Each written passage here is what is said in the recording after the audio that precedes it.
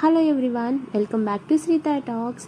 ఈరోజు రెసిపీ వచ్చేసరికి చేపల ఫ్రై అండి. చాలా అంటే చాలా టేస్టీగా ఉంటుంది. పైన క్రిస్పీగా, లోపల సాఫ్ట్గా, ముక్క చాలా అంటే చాలా సాఫ్ట్గా ఉడుకుతుంది అనమాట. నేను చెప్పే ప్రాసెస్లో ఒకసారి ట్రై చేయండి వీకెండ్లో.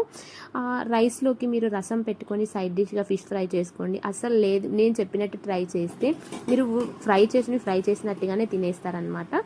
ప్రాసెస్ ఎలా చేయాలో చెప్పేస్తాను, వచ్చేయండి. నేనైతే ఫిష్ ఫ్రై కోసం అయితే వాలుగు చేపలు తీసుకున్నానండి. ఈ చేపలకైతే ఈ ఫ్రైకి కొరమేను, బొచ్చ ఇవన్నీ కూడా చాలా అంటే చాలా టేస్టీగా ఉంటుంది ఫ్రైకి. నేనైతే వాలుగులు తీసుకున్నాను, ఒక 4 పీసెస్. ఆ రోజు ఇంట్లో వచ్చేసరికి చేపల కర్రీ చేశారండి, చేపల పులుసు చేశారు. సో నేను అదైతే అంతగా ఇష్టం ఉండదన్నమాట నాకు. సో నా కోసం అయితే చేపలు ఫ్రై చేసుకుంటున్నాను. మంచిగా 4 పీసెస్ చిన్నవి కట్ చేసుకోండి. ఎందుకంటే మనం ఎక్కువగా దుడ్డుగా కట్ చేసుకున్నాము అని అంటే లోపల ఉడకదనమాట. సో ఉడకకుండా పచ్చిగానే అలా ఉంటుందన్నమాట. దీంట్లోకి వచ్చేసరికి మసాలా ప్రిపేర్ చేసుకుందాము.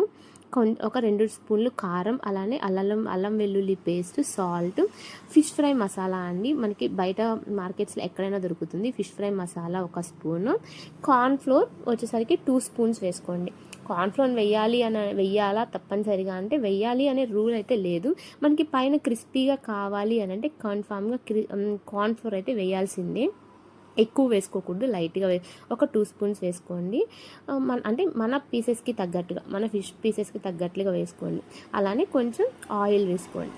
ఇవన్నీ వేసేసి మంచిగా మిక్స్ చేసుకోవాలన్నమాట. మిక్స్ చేసుకున్న తర్వాత కొంచెం ఒక లెమన్ స్క్వీజ్ చేసేసుకోండి. నేను మర్చిపోయాను ఇక్కడ చెప్పడం మీకు. లెమన్ స్క్వీజ్ అంటే ఈ మసాలా అన్నీ మంచిగా మనం కలుపుకున్న తర్వాత లెమన్ అనేది స్క్వీజ్ చేసుకుంటే అప్పుడు మంచిగా పడుతుందన్నమాట మసాలాకి.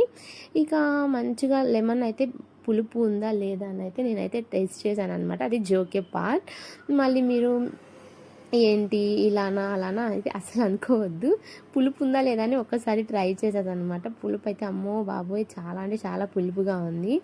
ఇంకా మనం ఇవన్నీ వేసేసుకున్న తర్వాత మిక్స్ చేసుకున్న తర్వాత ఫిష్కి అయితే మనం మసాలా మంచిగా పట్టించేసుకోవాలన్నమాట.